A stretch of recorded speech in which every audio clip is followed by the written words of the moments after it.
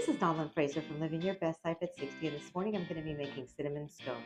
I'm going to need 2 cups flour, 2 teaspoons of baking powder, 4 tablespoons sugar, a half a cup of buttermilk, 1 teaspoon cinnamon, an egg, 6 tablespoons of butter, and 3/4 teaspoon of salt. So let's get started.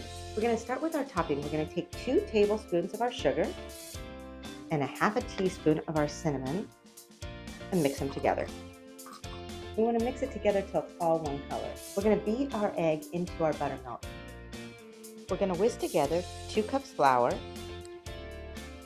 3/4 teaspoon salt, half teaspoon of cinnamon, our remaining 2 tablespoons of sugar, and 2 teaspoons of baking powder.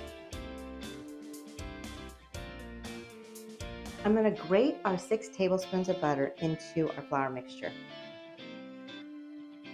Now I'm going to cut the butter in with 2 butter knives. Now we're going to mix in our buttermilk and egg mixture. We're going to cover our cookie sheet with parchment paper, and then we're going to flour the parchment paper. Take our dough and stick it on top, and we're going to pat this into about an 8-inch square. Now we're going to sprinkle our cinnamon sugar mixture on top. We're going to cut this into 8 triangles, so we're going to cut across diagonally on one side, and on the other side we're going to do the same thing. And we're going to cut each of these triangles in half.